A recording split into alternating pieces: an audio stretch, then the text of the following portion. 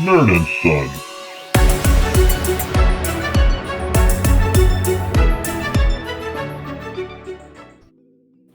Welcome to the podcast. My name... I already fucked it up. Damn. That's crazy. You can do it. I have faith in you. Can you, editing dad, can you add a I can add that this wherever just it is. Mm-hmm.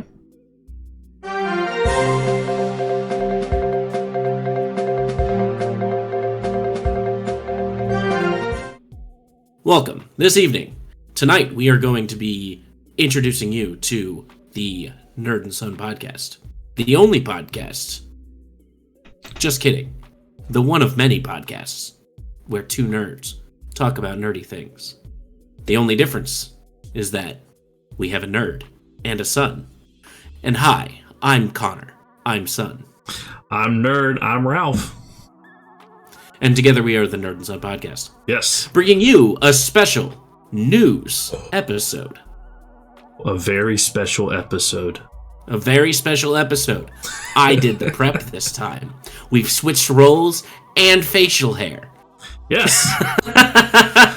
Mine receded and his grew. Yes, that's how it goes. Okay. Don't worry. Regularly scheduled programming. Scheduled programming, preparation, and facial hair will resume next week, probably. Well, I'm very interested in this because just a little behind the scenes is I have been extremely busy all week long with trying to get videos out for a channel to be relative the topic for the St. Patrick's Day holiday that is coming out in what happens in a couple days, and uploading our other podcasts, doing editing and work related stuff, plus with my other podcast, but my other YouTube channel, 13 Peppers. This is my grow season. I have seedlings in the basement. I am growing 276 different varieties currently, and multiple plants on that, so it's a lot of stuff going on. So, okay, enough about what I do. And to give you some update, this week I have been sick. This is the first day that I have felt okay, and my voice has been back to somewhat normal. Wow, this is. I have a recording of myself. I have a recording of myself. I sent it to my friend because I was like, "Wow, my voice is so deep right now," and so I said, "Boy." Oh, I love it. This is a very special episode. So special and memorable. It'll be the last one people want to listen to. There you go. All right. So, but yeah, I'm very interested in what is going on today. Mm-hmm. Now, you said how many seedlings? Our first piece of news. How many seedlings do you have? No, varieties. I have 276. Out of 276. Out of those seedlings, I plant 12 seeds of each initially, and depending on what comes up and everything, I keep between 4 and 6 of each of those plants. So that by the time I am done, I will have close to 600 to 700 plants in my basement in the grow area. Well, let's focus on that seedling, the varieties here, right? Okay. So that's 200. That's around as much as you will expect to pay for the newest incarnation of Heroscape, which has just been announced and will release in August. Look at that transition. Look at that. Have you seen anything about this? I have not seen anything about the Heroscape. I am glad to be the one to break this news because I'm very excited to buy this. Okay. Right? Did I send you my old Heroscape? Because I have the original Heroscape and everything. Yep. And this is the second time they've tried to re-release Heroscape. The first time was a crowdfunding effort done by Hasbro, and it failed miserably. It didn't get enough people. That was about 2 years ago, right? And now Renegade Studios has picked it up and has decided to go ahead and produce this. Renegade Studios, I have some of their work. They're the ones that are behind Transformers and the G.I. Joe RPGs and Axis and Allies. Okay, is this still associated with the Hasbro name? Yep, it's still under Hasbro, yeah. Okay. But Renegade Studios is a subset of... Okay. Wasn't quite sure on that, so, because I actually liked it. It was nice. The miniatures and everything were cool with it. I liked the idea of the building of the terrain. So those were actually really cool. Some of the gameplay in the battles were kind of limited because you'd only want certain creatures when you're building your total army type for the total number and everything.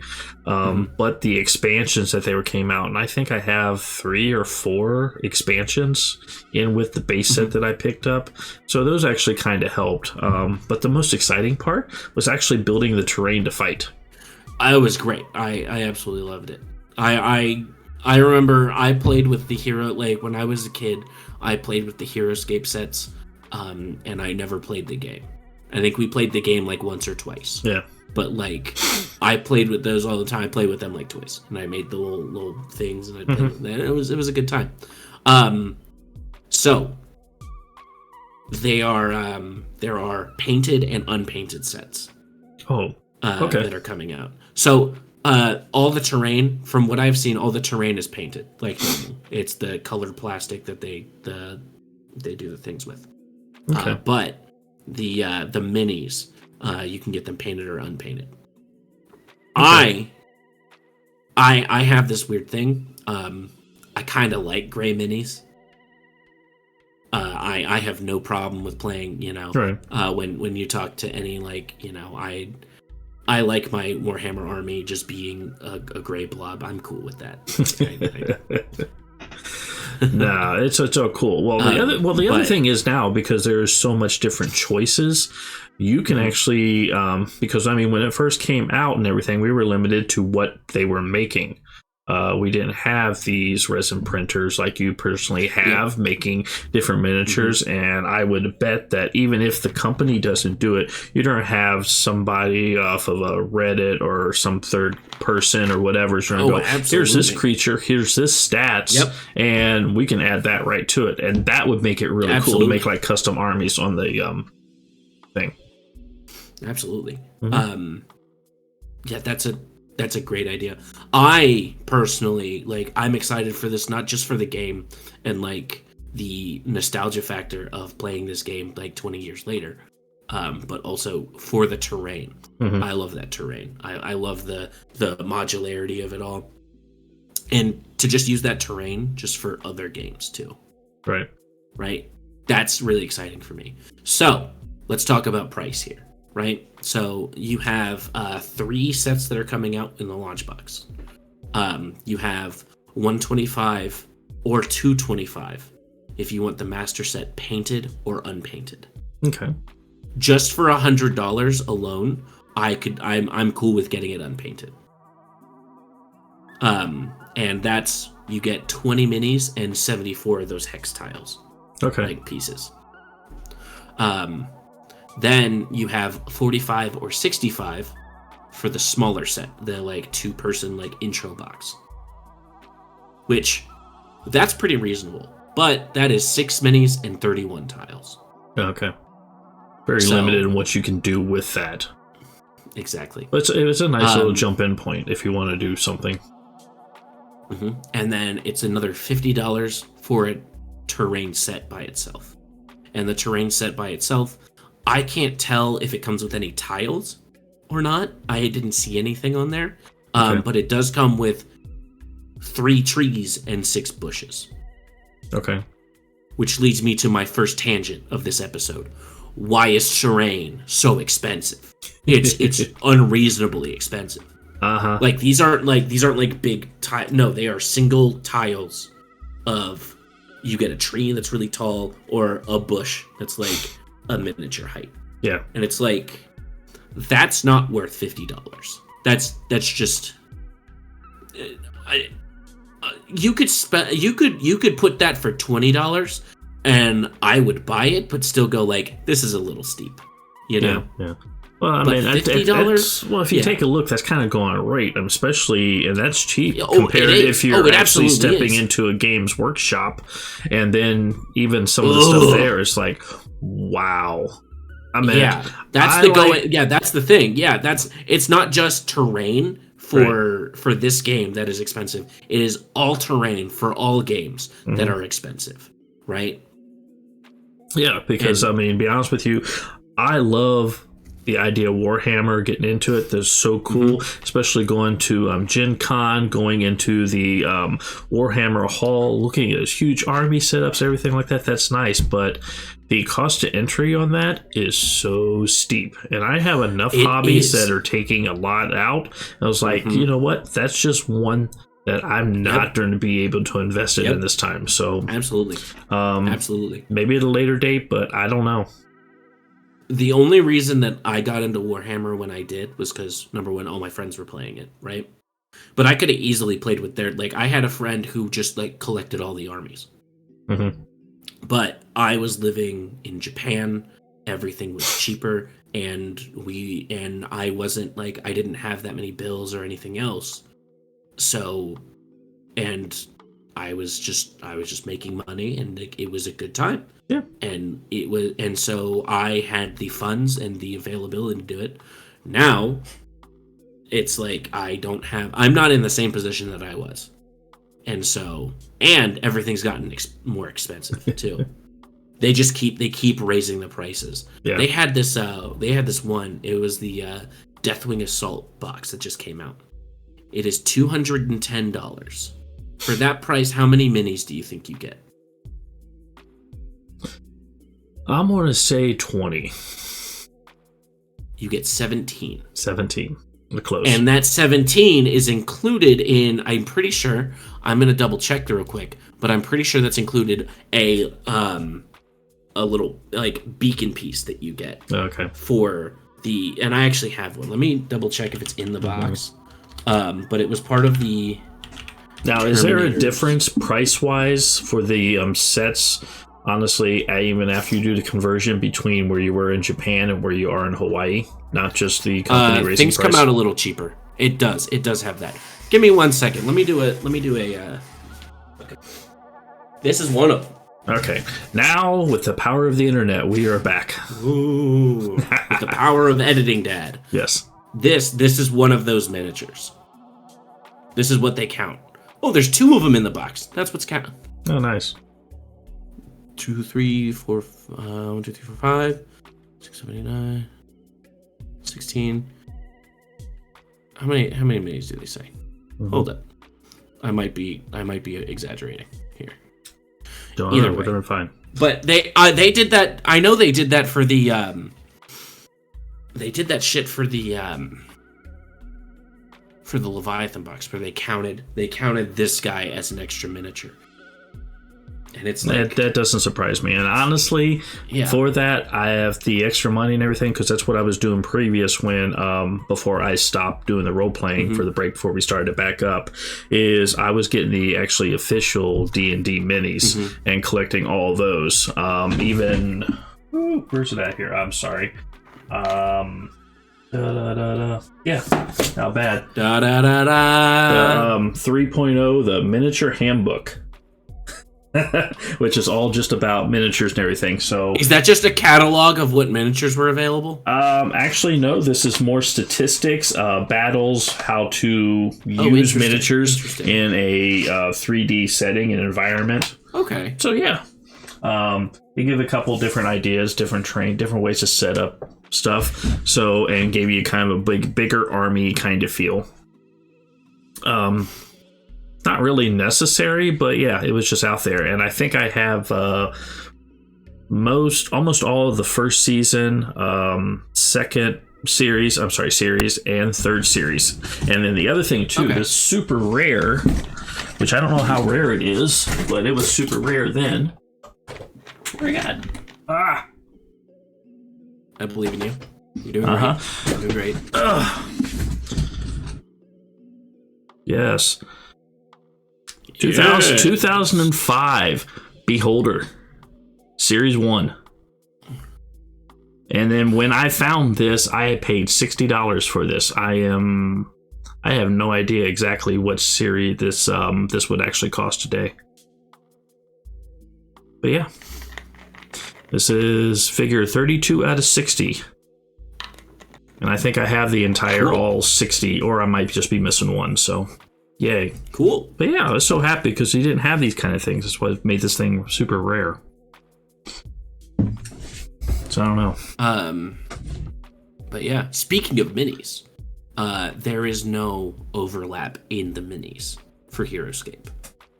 Okay. So the two box sets, they don't have an from what I was seeing, there wasn't an overlap. Okay, so that's good. So if you buy the master set and the smaller set, which I plan on doing, so for having all that, right? That's something that's, and then if you pre-order the master set, you get an extra mini. Mm-hmm. I'm not going to pre-order it because because of life right now, I don't know exactly where I might be living. I don't know if I'm moving or not before then. So I don't want to put in an address for the pre-order and then have it show up. Yep. So well, you can always put this address in here. That's fine.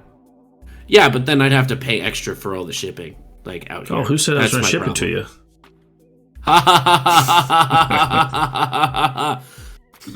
Nah, so, that's all cool. And then again, yeah, this releases in August, so that's very exciting. Okay, we'll see. Maybe you'll get sent mine too. So, because guess what? I've got another one for you. Okay, go right ahead. From Darrington Press, the new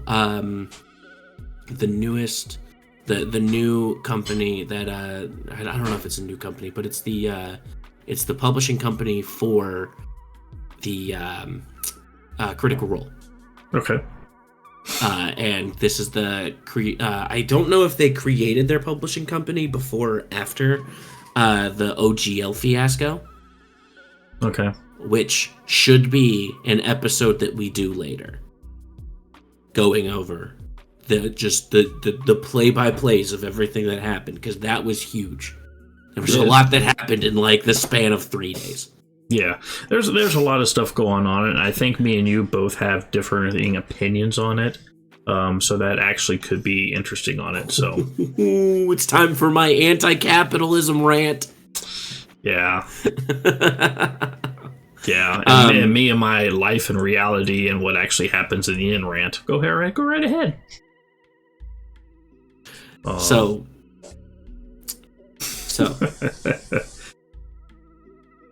nevertheless, the Critical Role team is coming out with their own books and their own RPG system. Yes. And they came out recently with Candela Obscura, right? Mm-hmm. And that was a Call of Cthulhu-like RPG. And I'm not going to lie to you, I haven't read it yet. But all it took was one look at the special edition, and I picked it up immediately. It's right here. It's this one. Look at how good this looks. That looks really good. Right? Mm-hmm.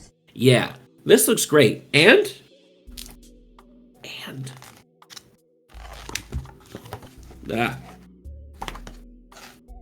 it's got a nifty little bookmark. Always like that. It's real nice. It's real shiny. Green and gold. Great colors. So, they haven't released what it's going to look like. But the second that they have it available, I'm buying it. I'm picking it up immediately. Because it's going to look great next to this. Yeah. And just the quality of that right there sold me on it immediately. I had to have it on my shelf. So I'm very excited. Yeah. So. There are other things, because I looked into this playtest, because it's all free from the Darrington Press website, or is it the Daggerheart website? Hold up. I'm sorry. Oh, we'll figure that out here. But it's very interesting. Oh yeah, daggerheart.com/play. That's what it is. Easy day. But I downloaded all the playtest materials, and I went ahead and I looked at it, and I'm going to tell you about it. Okay. So, it is from their paragraph describing it on their website. Daggerheart is a fantasy tabletop role-playing game of brave heroics and vibrant worlds that are built together with your gaming group. Create a shared story with your adventuring party and shape the world through rich, long-term campaign play. Right? Okay. Now, just from that small paragraph, there's 2 sentences right there. This sounds like this is super up my alley and super not up your alley. No.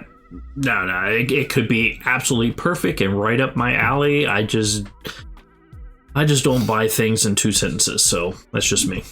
I mean, that's fair, absolutely. And I'm about to get into like what the whole thing, but a D&D like game with a focus on narrative. And the narrative and everything about that and the shared storytelling, that is perfect to me. Okay. Absolutely love that. And just from the get-go, right off the bat, this is something I'd definitely be interested in. And we can talk about another game that's coming up. I didn't include it in this because there's no tentative release date for it. So, but there's another one that I think would be more up your alley. Just off the base. But this is, I'll get into this. So Daggerheart, right? So it is a 2d12 system. Okay? You use all the other dice, but it is like the d20 to D&D. 2d12 is to Daggerheart. Okay. And you gotta find a use for the least used die out of the whole. Yeah, exactly. It's only used for, I believe it's the Great Axe in D&D, and the Barbarian hit die. Right. You don't use it that often. So, like, what is it for? It looks pretty. 2d12. You get 2 different colored d12s. Okay. Okay. One is your hope die, and the other is your fear die. Whenever you need to make a skill check, you roll the 2d12s. And you add them up. You add them together to beat whatever the DC the DM has set. Okay? Okay. So just like D&D, except you're using 2d12. Here's where the differences are. Okay?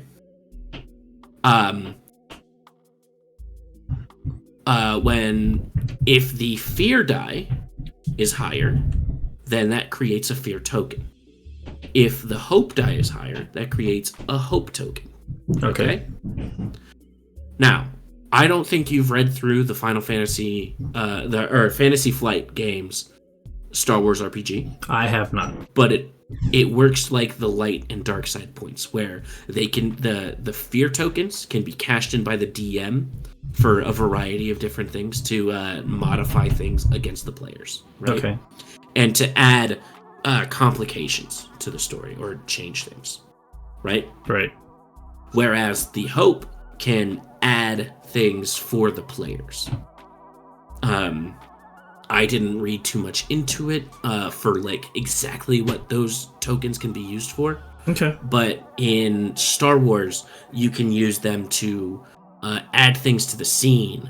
Like, let's say, right, the classic, I don't know if you've ever had a player try to do this.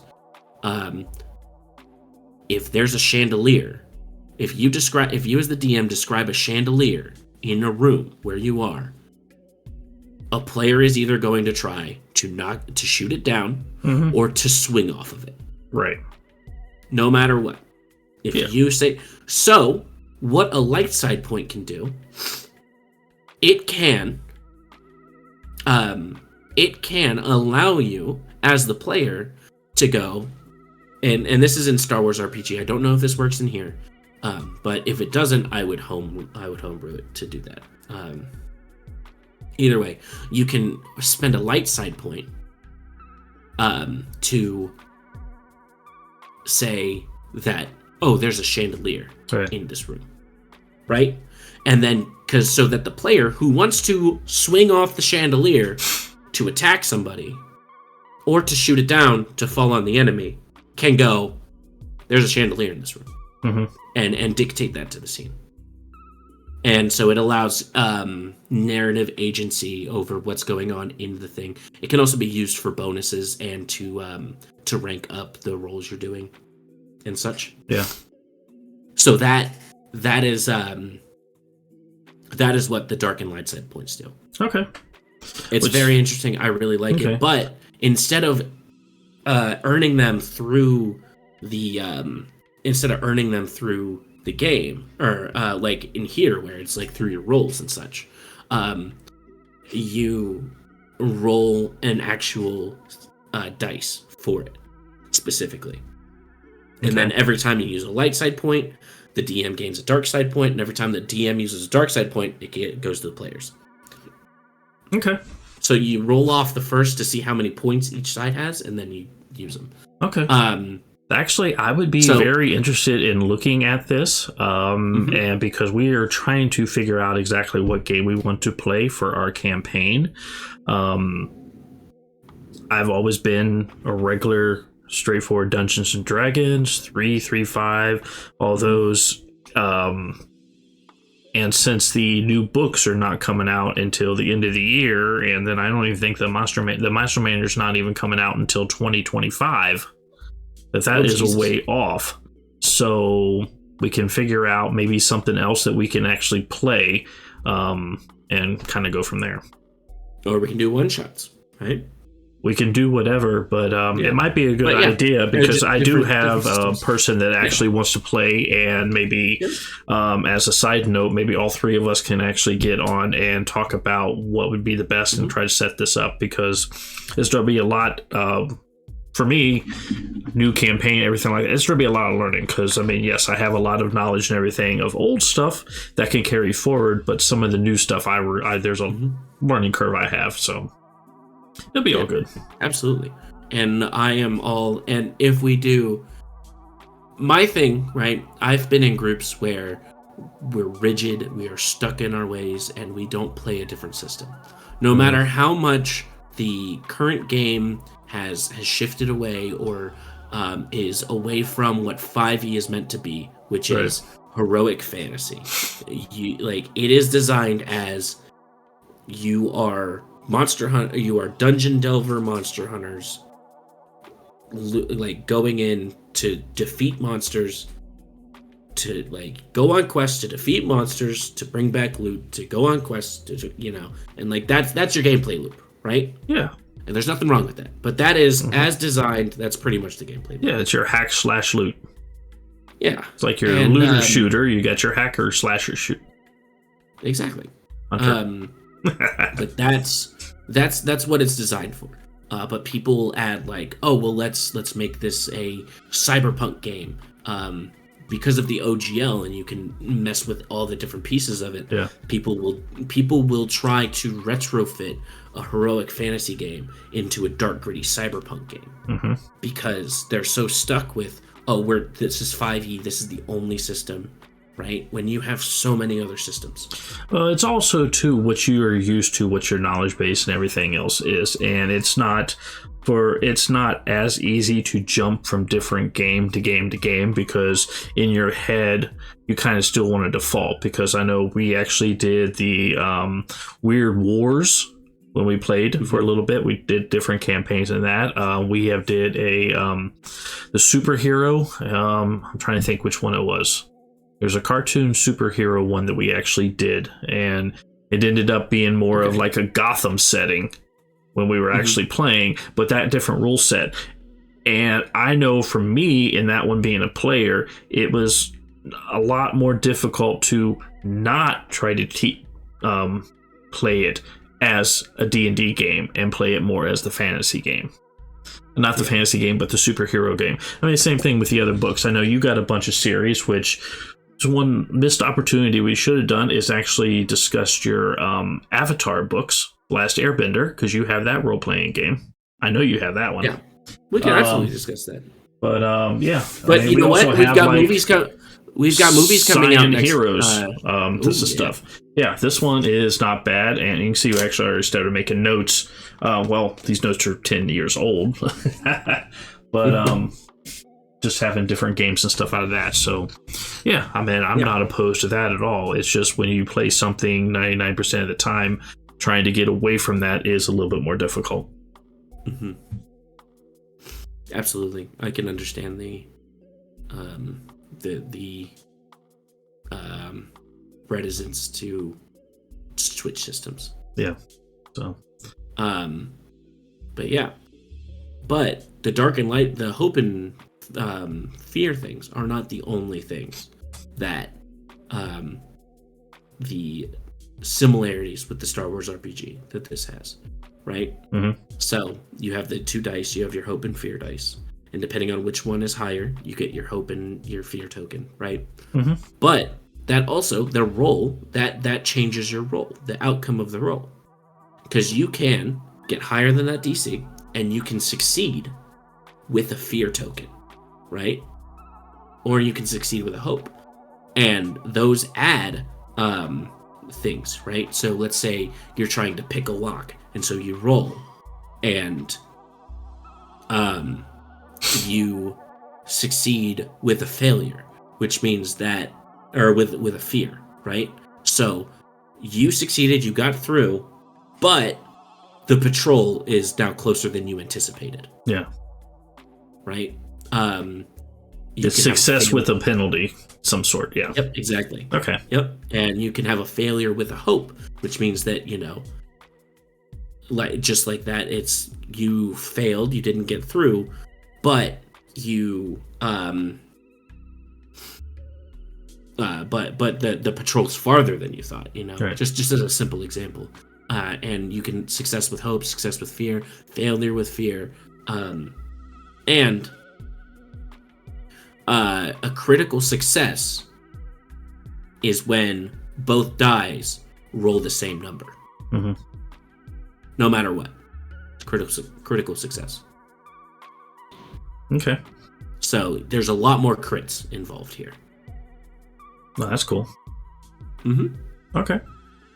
I like it. I'd be interested in doing more, and maybe this is something we can go towards. Yeah. I would definitely like to try it out at some point. Okay. Actually, guess what? Because I pay money for Discord, and you can make fun of me all you want for it. Mm-mm. I can just do this.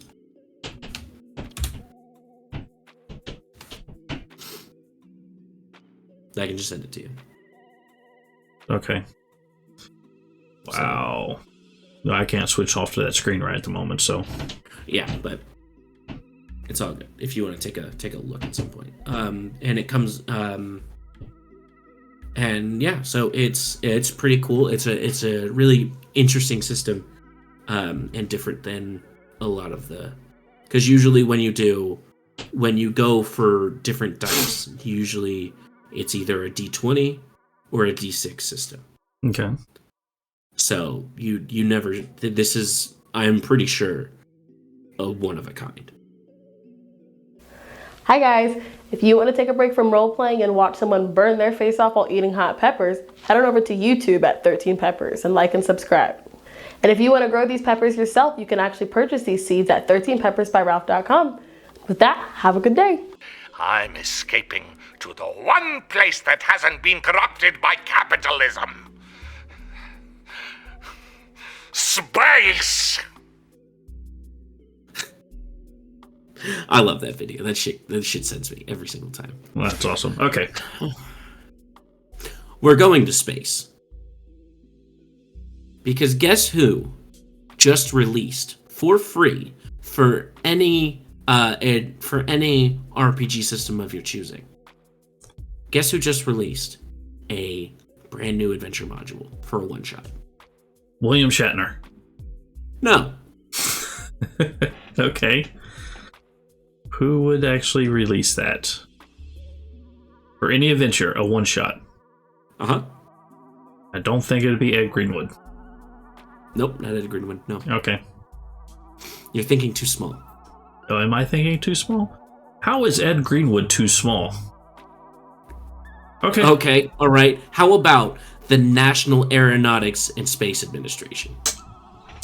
Interesting. Okay. NASA just released an educational RPG module about the Hubble telescope. Wow. Okay. Interesting.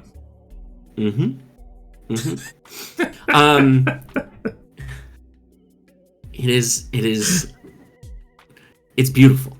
Uh-huh. It's beautiful. Okay? It's called The Lost Universe. Okay. Okay? And this thing is written by nerds, for nerds. Okay? Awesome. Because the thing is that science fiction nerds don't understand. I think there's a clear distinction, okay? Science fiction, you have to justify everything. Fantasy, you do not. Right? In science fiction, you have to have, if you create a new science fiction universe, you have to explain exactly how the gun works. The inner mechanisms and how everything works and how your space travel works and how, right? Okay. Yeah. To justify. You have to justify. Well, right? I mean... the opening for this adventure, in an age 400 years past, a planet called Exelaris orbited comfortably in its star's habitable zone. That's the opening line. And you're talking about a planet being comfortably in a habitable zone, right, which allowed life to spring up. And it's like, you didn't have to go that hard in the weeds. It's fantasy universe. We don't care, right?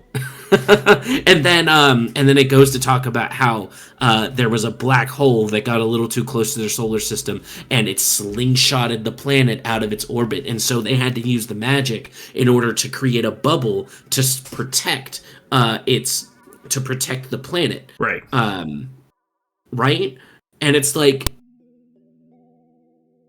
It's crazy. Like, they're getting into the weeds. It's like they're getting into the weeds, but you can also use magic and everything. Okay. Yes.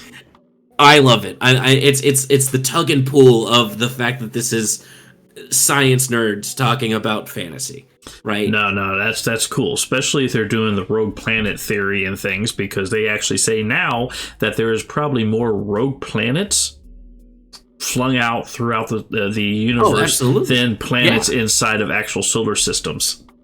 Due to black holes expand, stars exploding, all that stuff. So very, very interesting. Let's see. I mean, is the planet? I'm surprised the planet is not called Nabru. That actually had to come in, and the only way that they can protect their magic shell was to mine the gold out of Earth every 17,000 years as it flows back into our. I'm not gonna lie to you. I am. That's good, but I'm pretty sure that Exelaris, it has to be like a reference to something. Yeah, probably. And so there's gotta be something there. And it's probably a very good inside joke within the science community that I don't know. But there's like let me see. Here we go. I wanted to get the opening. I wanted to read the opening to you. Okay. This is the stage is set. This is what you are supposed to tell your players. This is how you set the scene. Okay. This is better than saying it's in the habitable zone. Okay.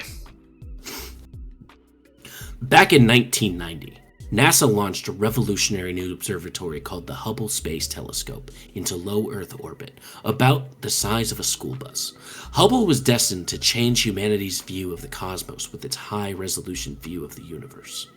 By placing the telescope above Earth's murky atmosphere, it would be able to observe space without any interference from clouds, light pollution, or atmospheric distortions. Hubble's vision sees beyond what the human eye can, extending into ultraviolet and near-infrared ranges. The placement and design of this telescope would revolutionize our understanding of the cosmos, launching an era of unparalleled astronomical discovery. Plus, Hubble's design included the ability to be serviced in space by astronauts, which allowed the telescope to be repaired and upgraded multiple times.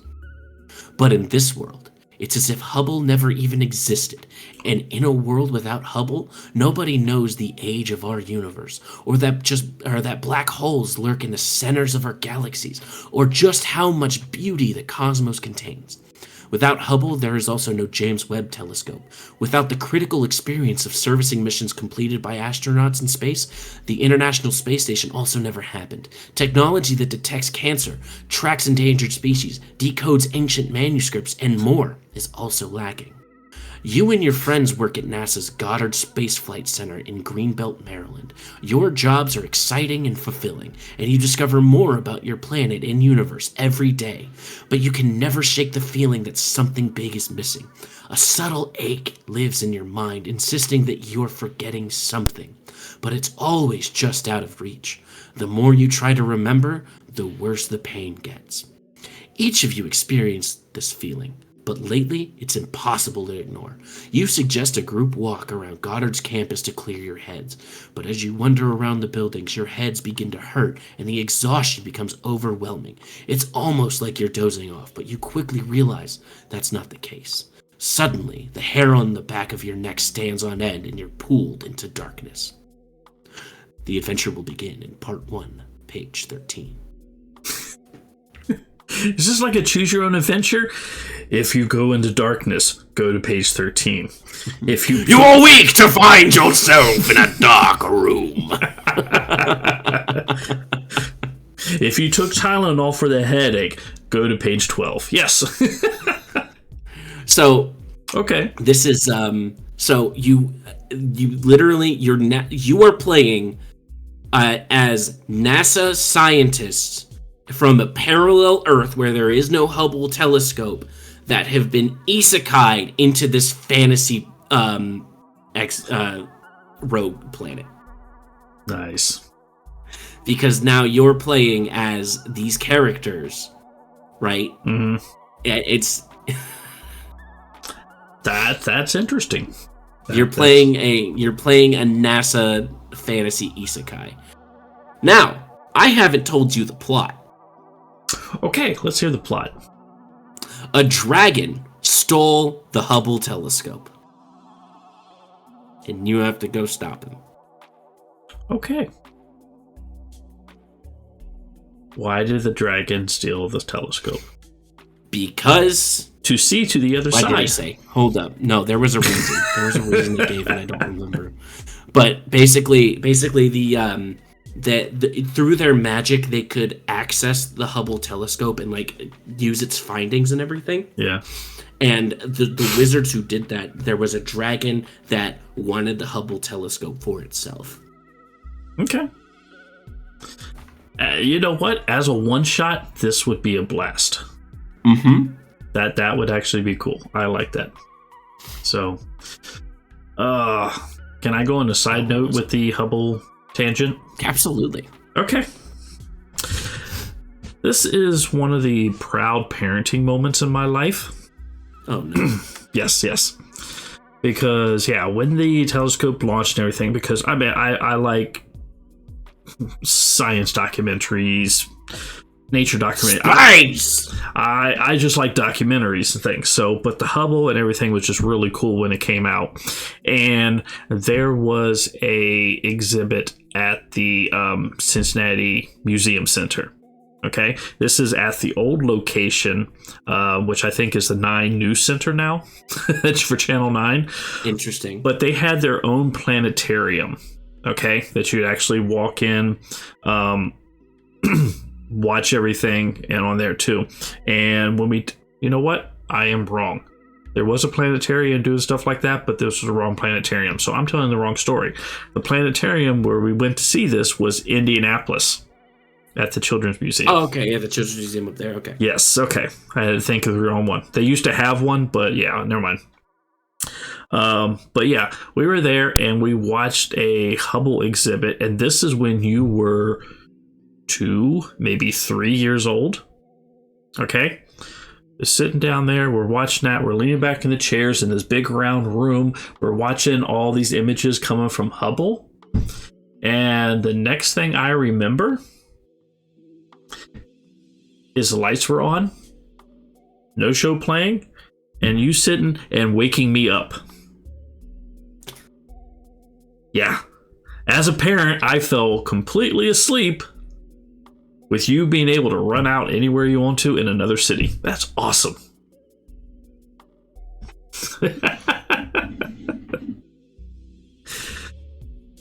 Oh, that was great parenting right there.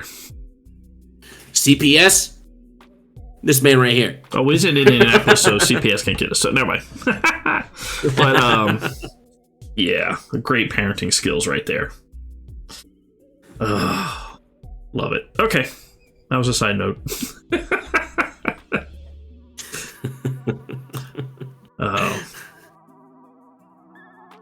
Wow. Okay. So cool. No, that would actually be a very, very awesome one shot. Mm-hmm. Okay, cool. Got number 4. There you go. That's number 4. Ooh, is we got 4 things that I'm excited for.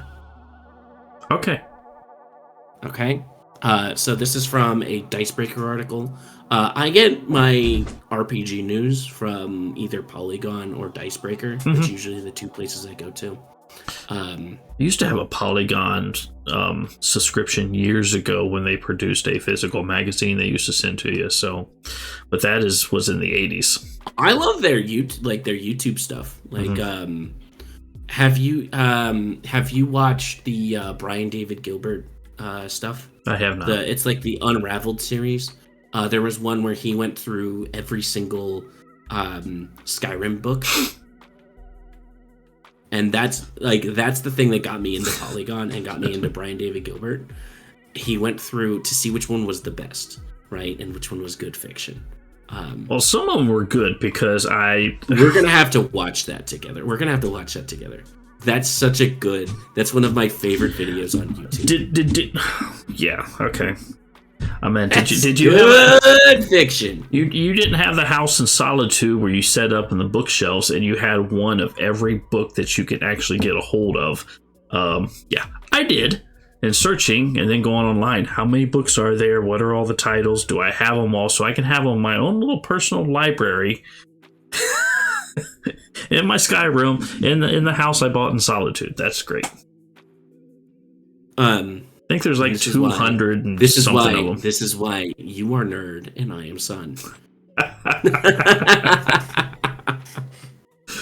Oh my gosh, I wasted so much time in that game, but oh well. But I took this Dicebreaker article and I just picked out the ones that I was super excited for. Okay. All right. The first one is the full Daggerheart release. Mm-hmm. Okay. And that is especially for that sick ass special edition cover that's gonna happen. Like the game could be bad, but I'll be happy that it's on my shelf. And then we have the release of formerly known as 1D&D. Okay. We don't have a name for what this is going to be yet. It was 1D&D, and now they're changing it to D&D. 3 D&D. Okay.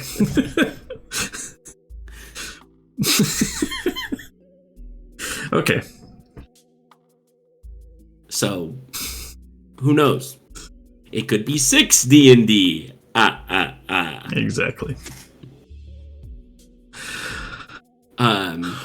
Editing dad, insert thunder striking. Oh, not a problem.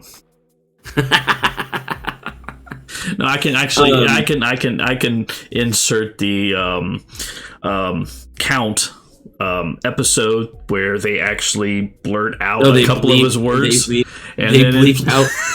They bleep out counting. Yes, they bleep out the word counting, and it's like, whoa, this changes the whole meaning of the song.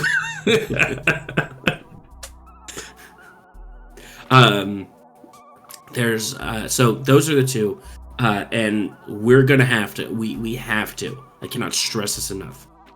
Figure out one of these episodes in order to do the OGL fiasco. Maybe as a 50th episode. Okay. Just go through and just.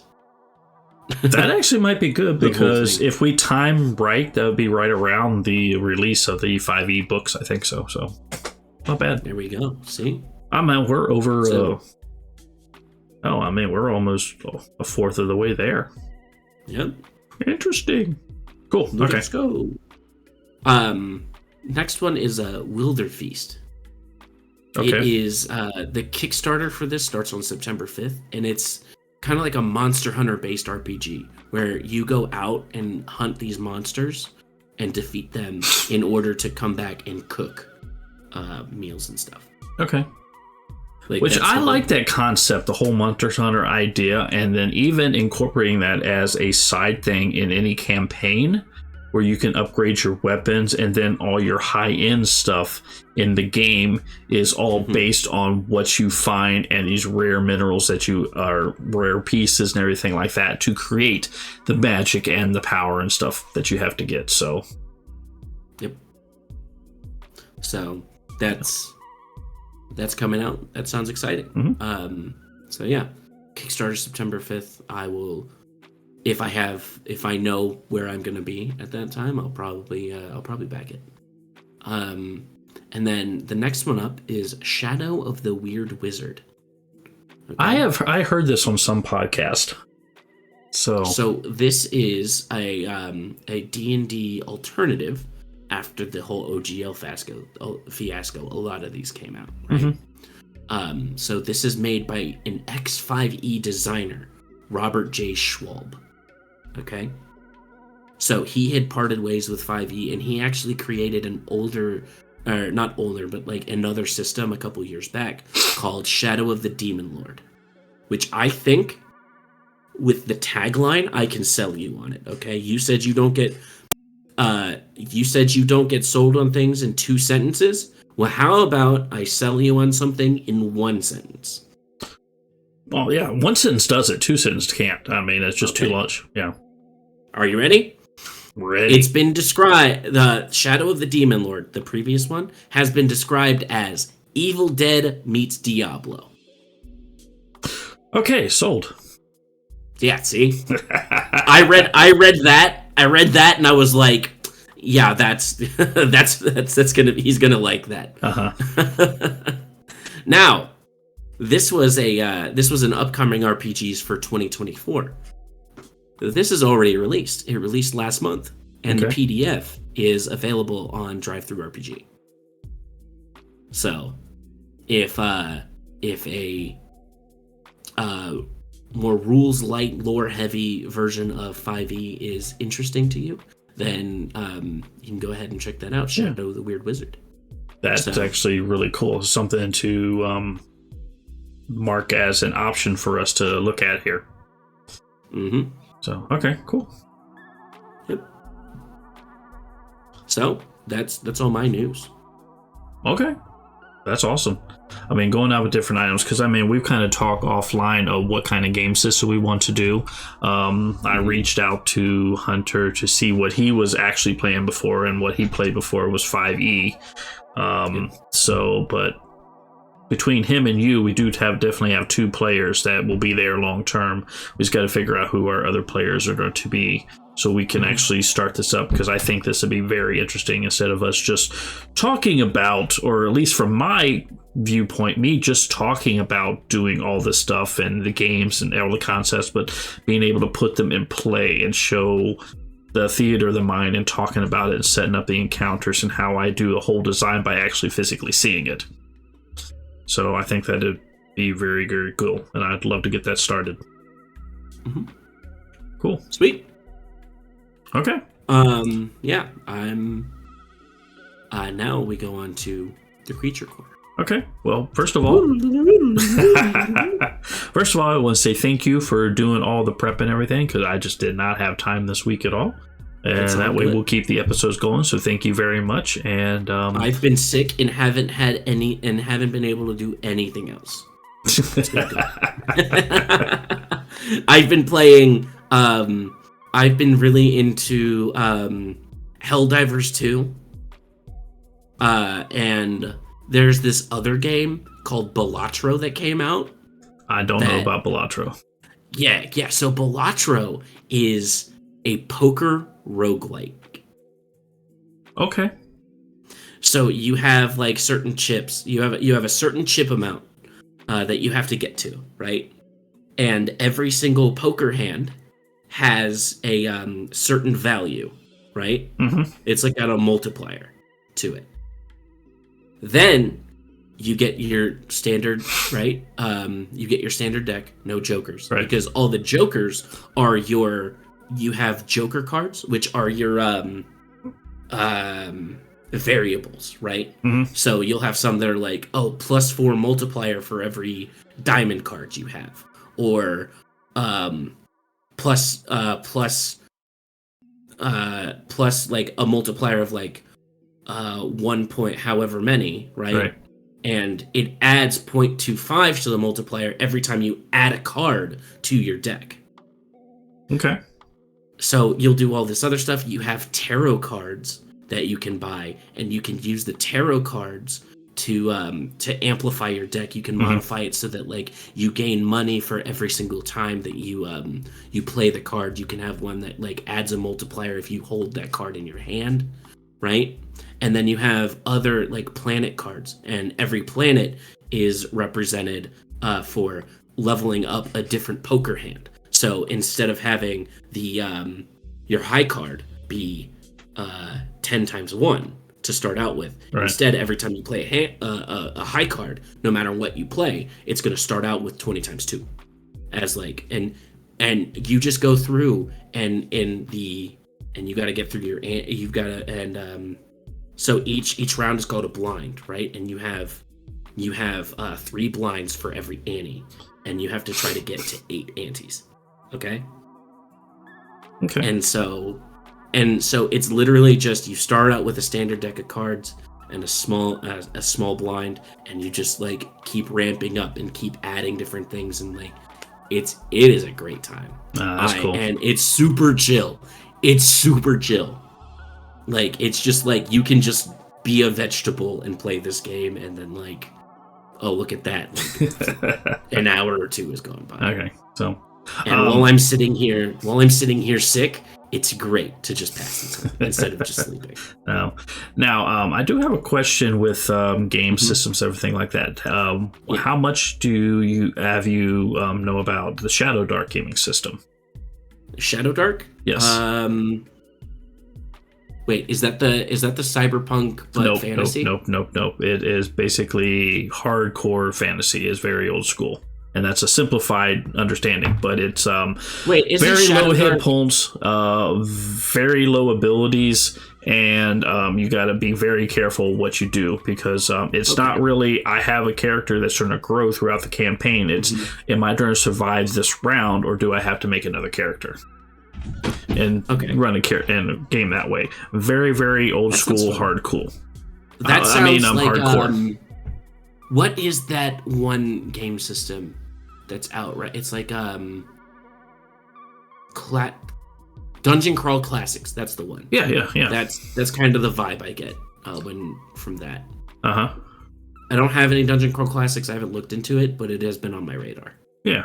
Well, man, you don't need Dungeon Crawl Classics when you're like me. I have all the Dungeon Classics. Well, I understand that, but I want to collect a bunch of different systems. Yeah. So it's on my radar to look at. So. Okay. But I was trying to do something. There's a whole bunch of different things like that too. But yeah, it's all good. Okay, cool. So we are at our encounter corner. Encounter Enclave, Creature Corner, creature enclave. Tomato. I like It's the all fucked up. alliteration, whichever one we use. Doesn't matter. We'll use them both. We'll use them both. It's creature / encounter corner. Okay. Okay. So, what have we not added in our encounter corners, right? Our creature enclaves. Intelligence. No, this is the low intelligence. Okay, then we're good. This is really intelligent. Then we're consistent. High for a player, actually. Low for what we're doing here. Oh, okay. So, what is... Unless it is consciously to subvert the expectation, what is always subconsciously taken out to subvert expectations, what is always in a fantasy setting? You talking from a creature-wise or from a setup? I'm talking from a world building here. What's always in a fantasy? What is always in a fantasy setting? Peasants. That have to be helped. You're thinking small. Bigger. Then you're going to have what's always in fantasy. Dragons. Think bigger.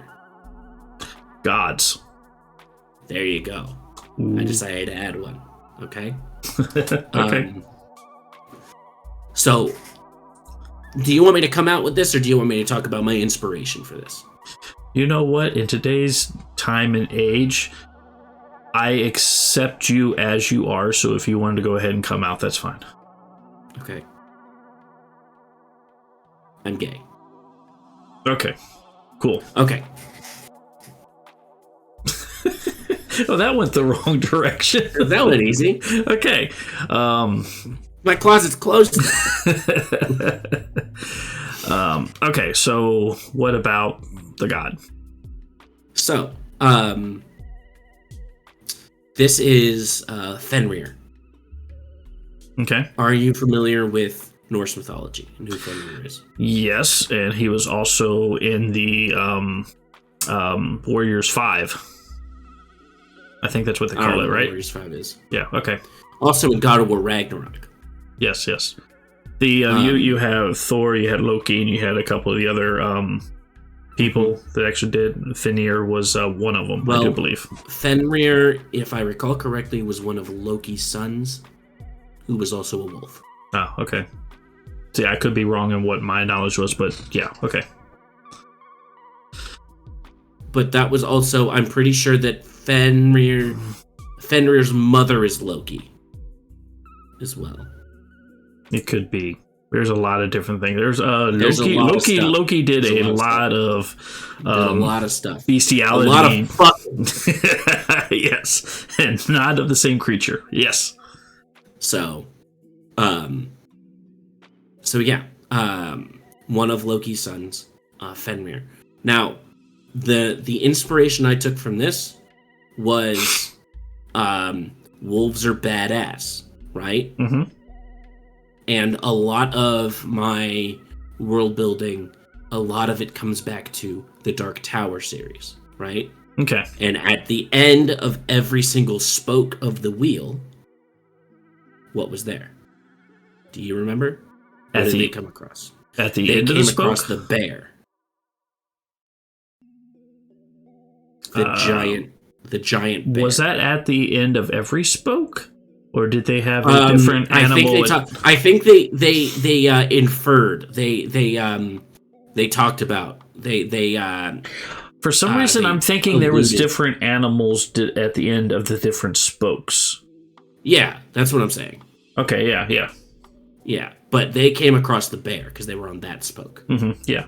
And I don't remember what the other animals were, but I have always liked the idea of giant animals roaming, right? Okay. And so it's a big white wolf.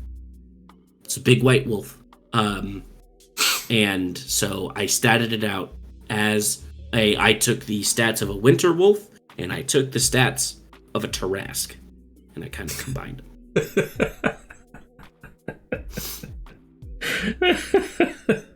Okay. So, Fenrir is a gargantuan white wolf that is an aspect of the god of the hunt, cunning, the forest, winter, and death. To some cultures, it is a foreboding to a great calamity. To others, a protector. What is it truly? That's up to you. But one thing's for sure, it's a sick-ass giant wolf. That's cool. That's cool.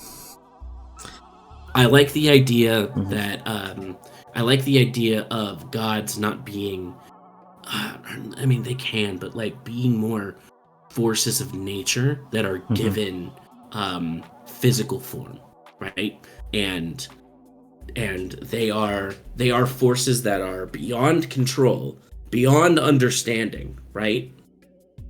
But you know, if this is a giant wolf that shows up before bad things happen, you're either going to see that as this spirit is here to protect us, or, hey, that giant wolf is here. Something bad's about to happen, right? So it can be different things to different kinds of people, which is why the death happens, or the winter, right? Because if it shows up, a big giant winter wolf happens before winter and then everybody dies because it's winter, then...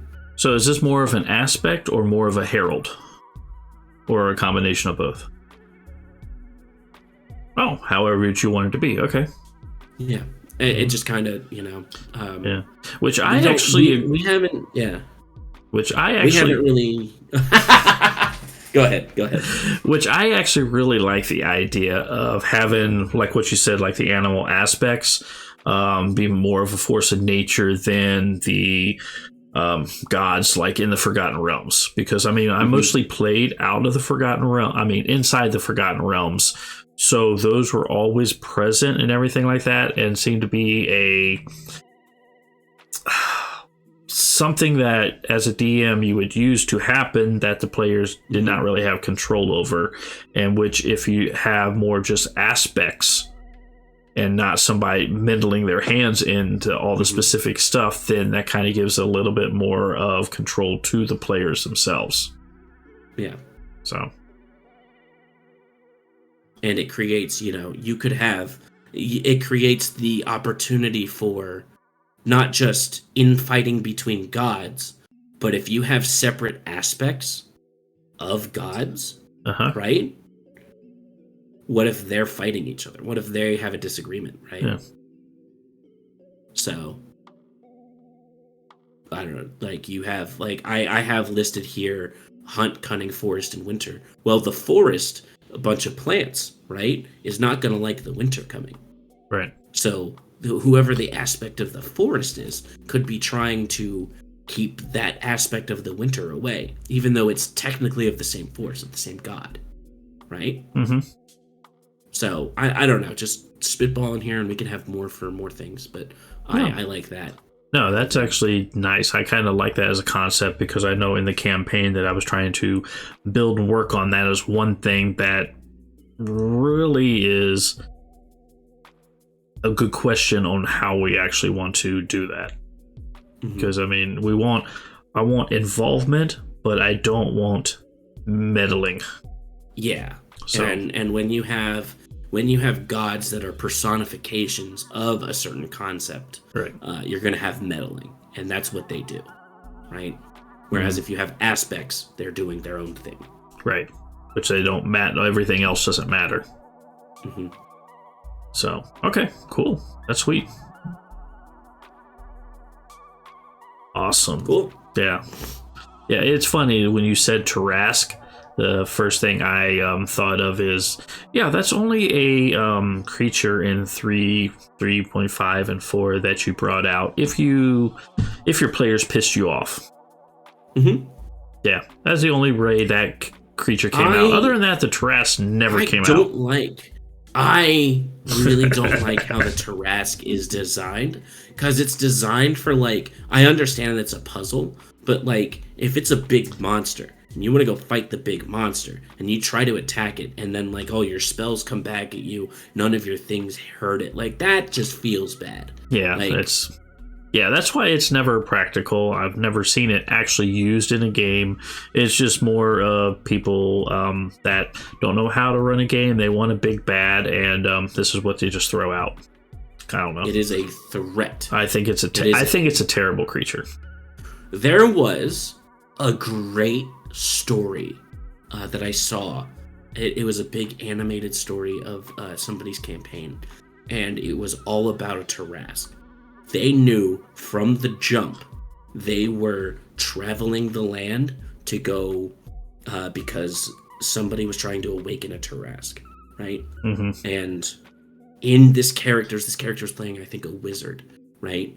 And in all their spare time, they were working on this thing, like secretly with the DM. The DM knew what it was, and the player knew what it was, and like this, and the character, none of the other characters knew what it was. And they would be working on this thing, and trying to perfect it, and all this other stuff.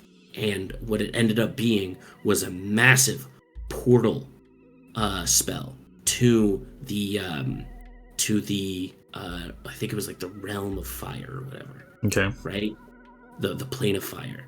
And what it happened is they awakened the Tarrasque, and the Tarrasque started charging them.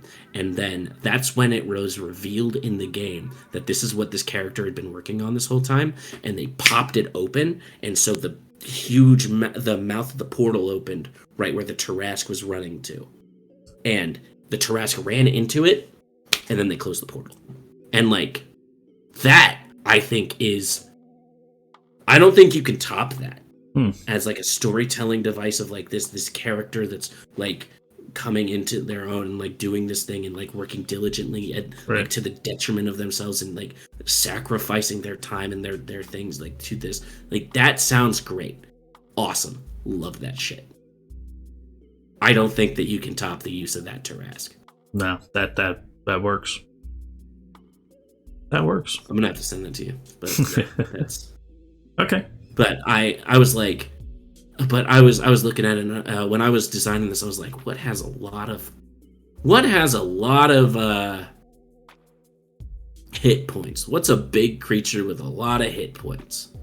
So I grabbed the Tarrasque, and then I took its stat line and I copied the stat line and then was like, well, this has a lot of Constitution, but I don't think this would have a lot of Constitution. This would have more Dex, and like so I lowered the Strength a little bit and added to the Dex, and like I basically point bought from there and just kind of like restatted the thing. So, no, that's cool. Cool. That actually, I like that concept, and I can take that idea that you had right there, and I can really run with that. So, okay, cool. Yes. All right, cool. You got anything else? No. Okay. Well, I guess that is probably where we will call it then tonight. With that, if you want to actually get a hold of us here, you can actually follow in our description is our link tree where you can actually get a hold of us to a bunch of our different social medias. And our email address stuff where you can actually leave us questions or answers. We would love to actually hear your comments, especially if you got any questions, any ideas, whatnot.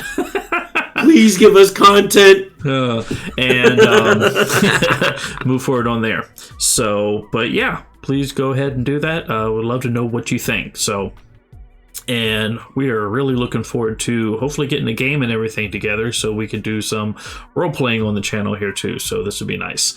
But other than that, my name is Ralph. I also have another channel on YouTube, which is called 13 Peppers. And there I actually eat a bunch of different hot peppers and whatnot. And I actually just posted a St. Patrick's Day video where me and the wifey tried 3 different hot sauces that was recommended to us by another YouTuber.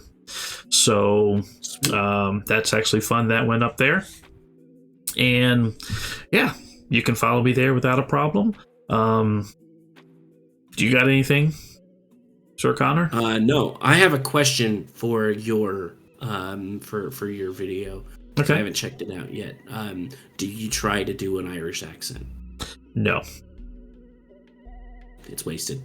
No. What's even better is the joy of going back through these videos because they're not scripted. None of these videos are scripted because, I mean, you know this because you did some hot sauce tasting videos with me, which are on there. They're awesome funny because I get, I have a couple people that like those videos specifically just because we act like idiots. But we're not acting.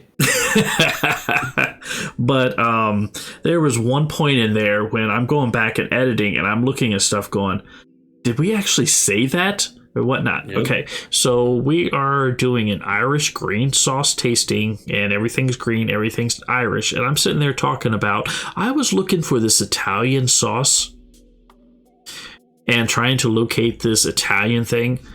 And I'm like, as editing, what I did is I actually stopped the video right there. I have me coming up on basically this look that you see right here. I put editing commentary, and I'm just looking there going, what a fucking idiot. Where the hell did you get Italian? And then we go back to the video. Gosh, it's just amazing. But hey, it is so much fun to do, and after all the tasting videos, and every one of the tasting videos we did, what I actually like, and I think I'm going to clip together, is all of our outtakes, because at the end of every video is always a series of outtakes, and those are just fun. All right, so okay, cool.